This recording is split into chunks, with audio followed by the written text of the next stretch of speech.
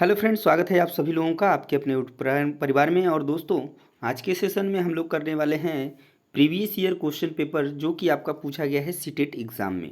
दोस्तों, तो मैंने पहले ही आपको बताया था कि ये थियरी क्लासेस करने के बाद जो है कि मैं आपको प्रैक्टिस सेट के रूप में पहले हम लोग प्रीवियस ईयर क्वेश्चन पेपर करेंगे, जिसमें कि हम लोग 2011 से लेकर के 2024 तक के सभी क्वेश्चन पेपर को करेंगे, जिसमें कि दोस्तों हमारा ये दूसरा जो है कि क्लास है। ठीक है, तो चलिए वीडियो शुरू करते हैं। और जो लोग भी दोस्तों चैनल पे नए होंगे चैनल को सब्सक्राइब कर लेंगे, क्योंकि थियरी की क्लास में की बात करें तो उसमें मैंने आपको हिस्ट्री, जियोग्राफी और पॉलिटी जो है कि क्लास 6, 7, 8 यानी तीनों क्लास की करा दी है। और इससे बाहर आपका कोई क्वेश्चन आने वाला नहीं है एसएसटी के अंदर, सामाजिक विज्ञान के अंदर। तो चलिए शुरू करते हैं आज का सेशन और करते हैं प्रैक्टिस से। और क्वेश्चन का आंसर देने की कोशिश करिएगा, और लास्ट में आपको पता चलेगा कि कितना जो है कि आपने सही किया है और सही नहीं किया है। तो इससे आपको अपनी जानकारी जो है कि मिल जाएगी कि आपने जो है कि कितनी तैयारी कर ली है और कितनी अभी आपको तैयारी करनी है। तो चलिए शुरू करते हैं आज का पहला क्वेश्चन। तो आज का पहला क्वेश्चन रहा आपके सामने। क्वेश्चन देखिए और क्वेश्चन को ध्यान से पढ़िए और क्वेश्चन का आंसर दीजिए। क्वेश्चन है कि अटलांटिक महासागर के विषय में निम्नलिखित तथ्य पढ़ें। अगर आप ध्यान से अगर नोट्स को पढ़े होंगे या वीडियोस देखे होंगे तो आपको पता होगा कि किस तरीके से जो है कि इसके स्टूडेंट को आंसर दे पाएंगे। अटलांटिक महासागर के बारे में क्या क्या चीज़ें सही हैं और क्या जो है कि गलत है। तो दिया है कि यह अंग्रेजी के यस अक्षर के आकार का है। तो अगर आप अटलांटिक महासागर के बारे में पढ़े होंगे तो ये चीज़ जरूर पढ़े होंगे कि इसके बारे में बताया गया है कि जो अटलांटिक महासागर है ये अंग्रेजी के एस अक्षर के आकार का है और इसकी तटरेखा सरल, रेखीय व निर्बाध है। तो ये पॉइंट जो है कि सही नहीं है इसके बारे में। ठीक है, और उसके बाद दिया है सी पॉइंट की व्यापारिक दृष्टि से यह सबसे व्यस्त महासागर है। तो ये पॉइंट भी बिल्कुल सही है किसके बारे में, अटलांटिक महासागर के बारे में। अतः दोस्तों ए और सी ऑप्शन सही है, यानी ए और सी सही है। तो नीचे जो है कि ऑप्शन दिए गए हैं यहाँ पर ए और बी, बी और सी, ए और सी और ए, बी तथा सी। तो इसमें कौन सा ऑप्शन सही हो जाएगा, तो ऑप्शन नंबर थर्ड आपका बिल्कुल सही हो जाएगा कि केवल ए और सी जो है कि उपयुक्त कथन में से क्या है, सत्य है अटलांटिक महासागर के बारे में। अगला क्वेश्चन देखिए यहीं पर क्वेश्चन नंबर 62। एक एक क्वेश्चन आपका जो है बिल्कुल नोट से आया है। ठीक है, दूसरा क्वेश्चन है कि सूफी संतों के मकबरे को कहा जाता है, क्या कहा जाता है, ईदगाह, खानगाह, इबादतगाह, दरगाह। तो दोस्तों सूफी संतों के मकबरे को कहा जाता है तो कहा जाता है दरगाह। क्या कहा जाता है, दरगाह कहा जाता है। तो राइट आंसर बनेगा आपका ऑप्शन नंबर 4। अगला क्वेश्चन है क्वेश्चन नंबर 63 कि निम्नलिखित में से कौन सा पूरा पाषाण स्थल है, इनाम गांव, हल्लर, भीमबेटका, बुर्जहूं। तो आपका जो अगर इस बात करें हम पूरा पाषाण काल की, पूरा पाषाण स्थल कौन सा है इनमें से, तो वो है आपका भीमबेटका। और भीमबेटका आपसे पूछता है कि भीमबेटका आखिर है कहाँ पर आज के समय में, तो यह है आपका मध्य प्रदेश में है आज के समय में भीमबेटका। तो याद रखेंगे इस चीज़ को भी, ये क्वेश्चन बार बार एग्जाम में पूछा जाता है भीमबेटका से रिलेटेड। उसके बाद अगला क्वेश्चन है कि मौर्य शासक अशोक द्वारा जो है लड़ी गई लड़ाई का स्थल कलिंग वर्तमान में कहाँ है। देखिए उसी तरीके का एक क्वेश्चन यहाँ पे आ गया कि यानी कि मौर्य साम्राज्य अशोक द्वारा जो लड़ी गई लड़ाई का स्थल था कलिंग, वो इस समय वर्तमान में कहाँ पर है। तो ये आपका कहाँ पर है, कर्नाटक, उड़ीसा, केरल, आंध्र प्रदेश। तो मौर्य शासक अशोक द्वारा जो लड़ी गई लड़ाई थी, कलिंग युद्ध था, वो कलिंग वर्तमान में कहाँ पर है, तो आज के समय में वो उड़ीसा के अंदर मौजूद है, उड़ीसा में है। तो क्वेश्चन नंबर 64 का राइट आंसर क्या बनेगा, तो ऑप्शन नंबर सेकेंड बन जाएगा उड़ीसा।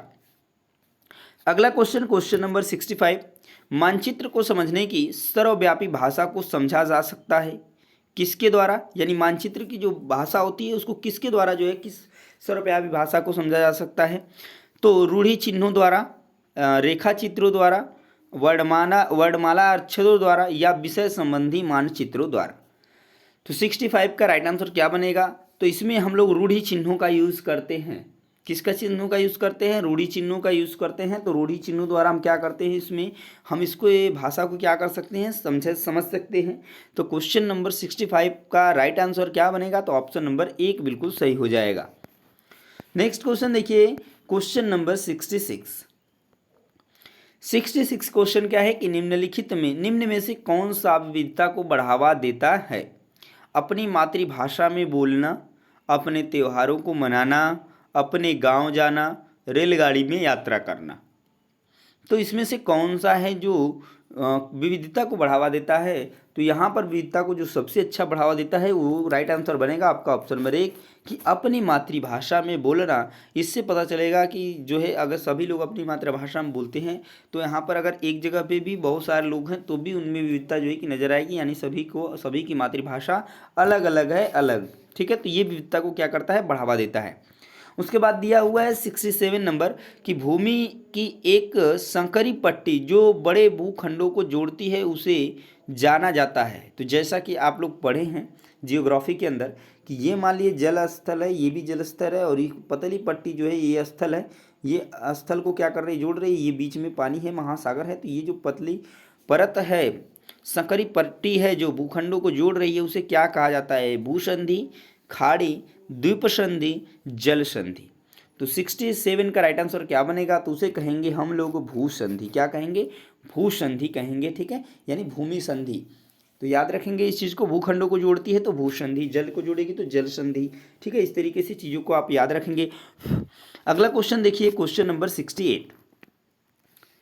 68 क्वेश्चन नंबर क्या है कि सन 2012 निम्नलिखित में से किस प्रकार से भी लिखा जा सकता है। BC 2012, EC 2012, AD 2012 और AP 2012।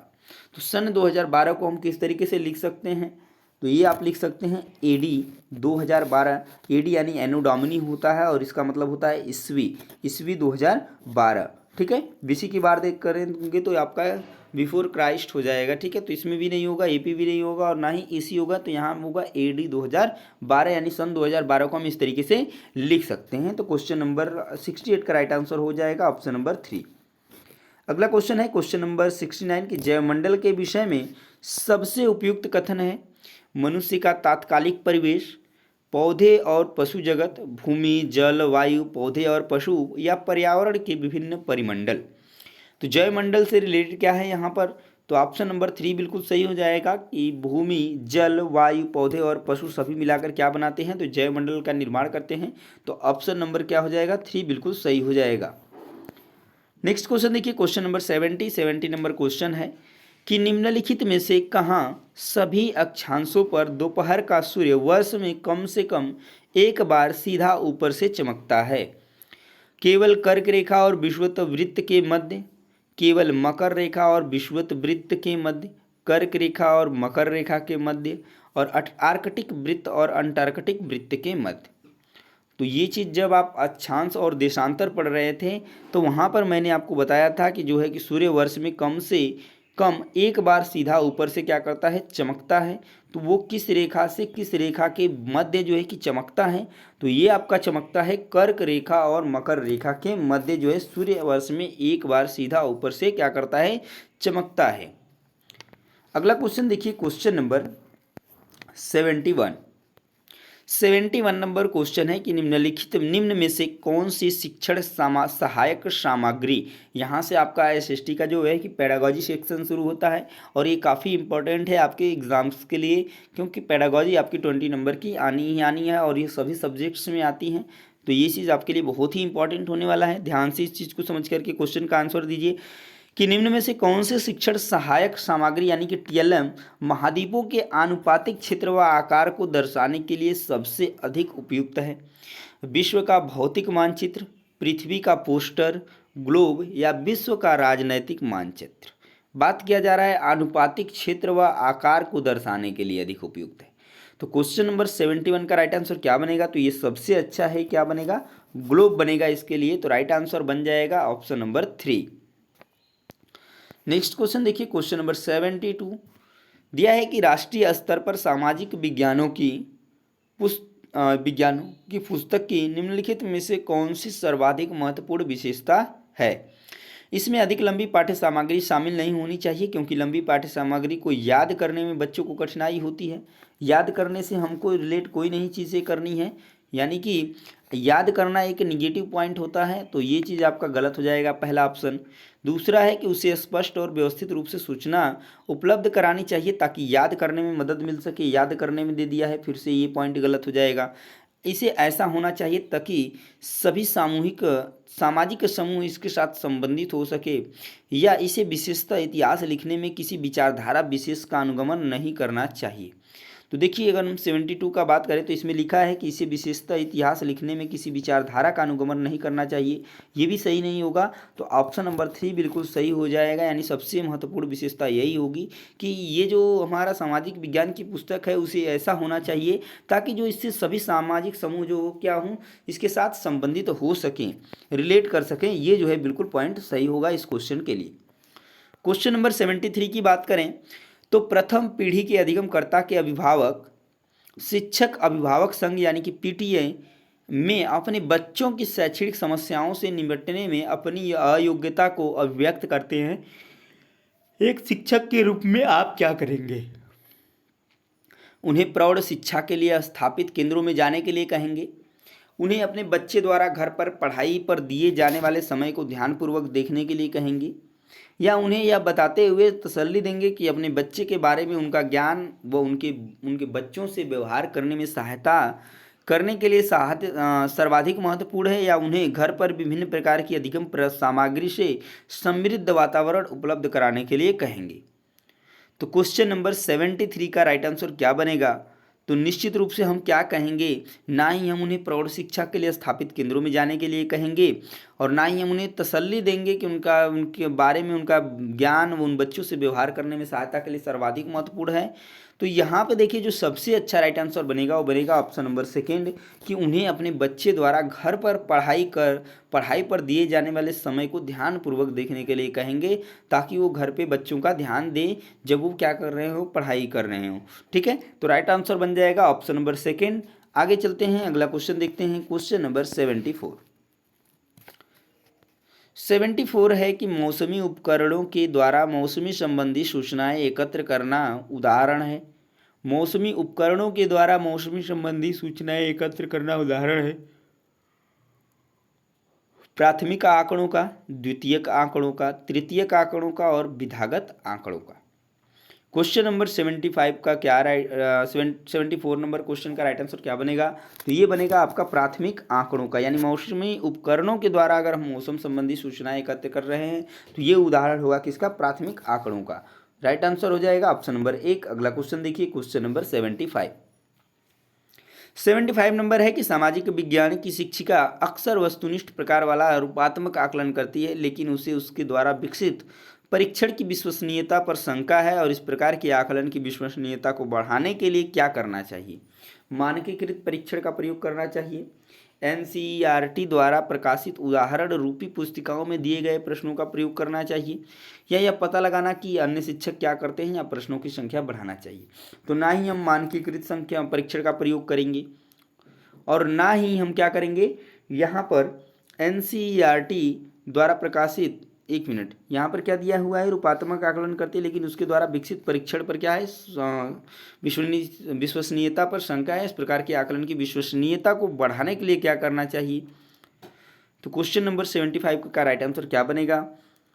यह पता लगाना चाहिए कि अन्य शिक्षक क्या करते हैं, ये तो होगा नहीं। उसके बाद प्रश्नों की संख्या भी नहीं बढ़ाना है। ठीक है, तो यहाँ पे आप क्या कर सकते हैं? राइट आंसर बन जाएगा आपका ऑप्शन नंबर सेकेंड, कि एनसीईआरटी द्वारा प्रकाशित उदाहरण रूपी पुस्तिकाओं में दिए गए प्रश्नों का क्या करना चाहिए? प्रयोग करना चाहिए। ऑप्शन नंबर सेकेंड बिल्कुल सही हो जाएगा क्वेश्चन नंबर 75 के लिए। नेक्स्ट क्वेश्चन देखिए, क्वेश्चन नंबर 76 है कि सतत और व्यापक मूल्यांकन मुख्य रूप से डैश पर बल देता है, यानी बच्चे के सुधार के लिए लगातार परीक्षण पर बल देता है, बच्चे के व्यवहार का सतत अवलोकन करने पर बल देता है, मस्तिष्क, हृदय और हाथ की शिक्षा पर बल देता है, या कमजोर अयोग्य विद्यार्थियों को उच्च स्तर पर प्रोन्नत करने के लिए बल देता है। क्वेश्चन नंबर 76 का राइट आंसर क्या बनेगा? कि सतत और जो व्यापक मूल्यांकन होता है यह मुख्य रूप से किस पे बल देता है? तो बच्चे के व्यवहार का सतत अवलोकन करने पर क्या करता है? बल देता है। तो निश्चित रूप से क्वेश्चन नंबर 76 का राइट आंसर बनेगा option number second.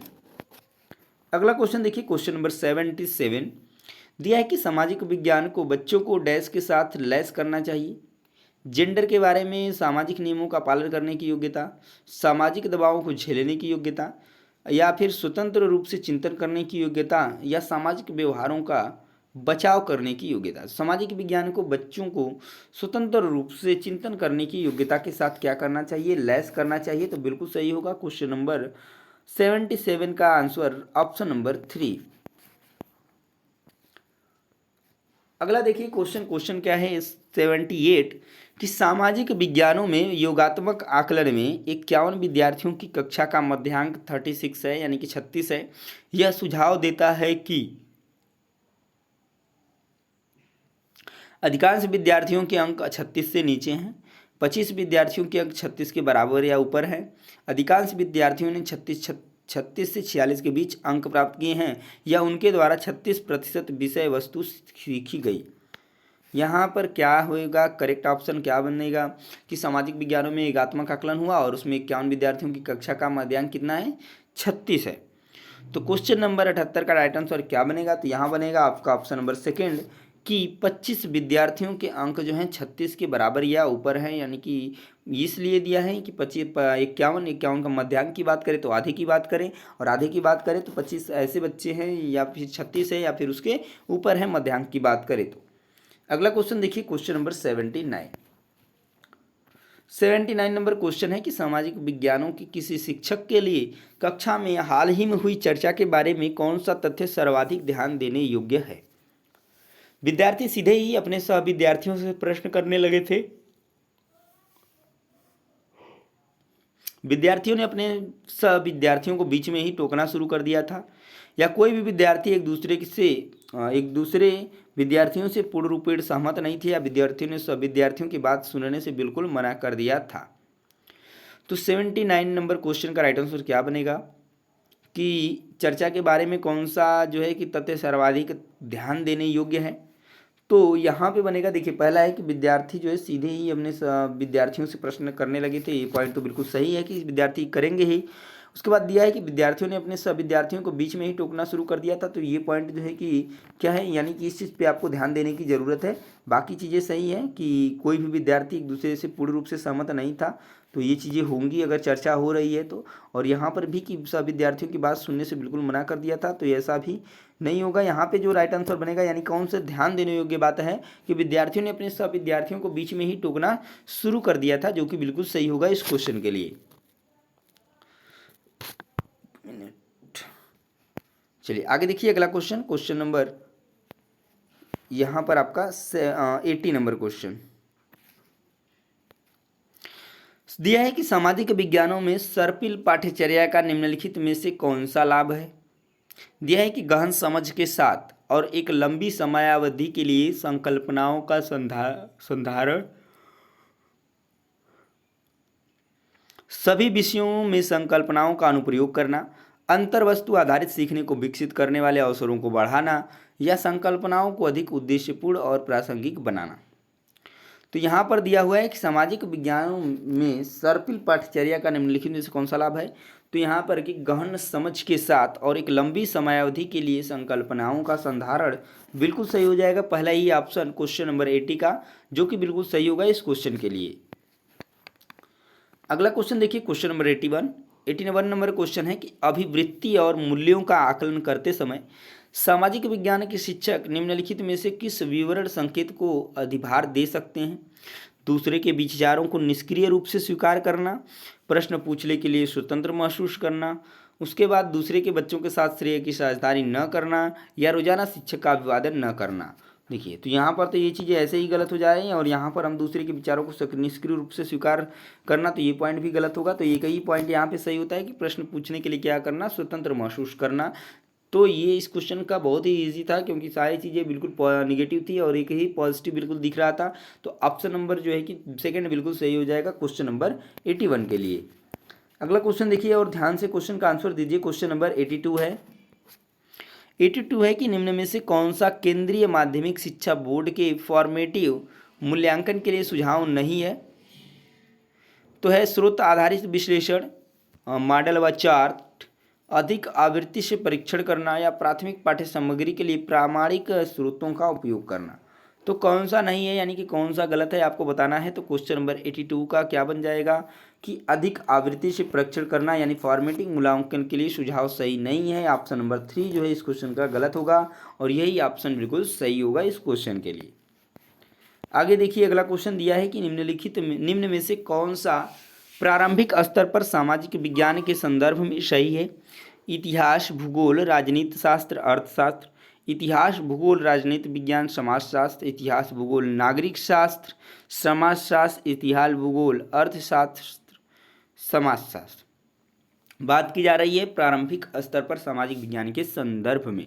Question number 83 का राइट आंसर बनेगा ऑप्शन नंबर 3, जो कि हम पढ़ते हैं प्राथमिक लेवल पे इतिहास, भूगोल, नागरिक शास्त्र और समाजशास्त्र के बारे में। अगला क्वेश्चन देखिए, क्वेश्चन नंबर 84 नंबर क्वेश्चन क्या है कि जीवन की उत्पत्ति यानी कि विकास के शिक्षण हेतु अध्यापक को अवश्य भ्रमण करना चाहिए किसका? प्राकृतिक इतिहास संग्रहालय का, पुरातात्विक संग्रहालय, चिड़ियाघर, जीव संरक्षण उद्यान। यहाँ पर बात की जा रही है जीवन की उत्पत्ति के शिक्षण हेतु, तो किसका भ्रमण अवश्य करना चाहिए हम? तो 84 का बनेगा ऑप्शन नंबर 1, प्राकृतिक इतिहास संग्रहालय। तो जीवन की उत्पत्ति यानी विकास के शिक्षण हेतु हमें इस चीज़ का अवश्य भ्रमण करना चाहिए, प्राकृतिक इतिहास संग्रहालय का। अगला क्वेश्चन देखिए, क्वेश्चन नंबर 85 नंबर है कि डैश के अलावा निम्नलिखित कारक सामाजिक विज्ञान शिक्षण के आधार का निर्माण करते हैं। तो विश्लेषणात्मक कौशलों को बढ़ावा देने के अलावा वैश्विक दुनिया में समायोजन के लिए सामाजिक कौशलों को बढ़ावा देना, पाठ्य सामग्री पर सूचनाओं को स्थानांतरित करने के या समाज की आलोचनात्मक समझ विकसित करने के। तो क्वेश्चन नंबर 85 का राइट आंसर क्या बनेगा? तो ऑप्शन नंबर 3 बन जाएगा कि पाठ्य सामग्री पर सूचनाओं को स्थानांतरित करने के अलावा निम्नलिखित कारक सामाजिक विज्ञान के शिक्षण का आधार का क्या करते हैं?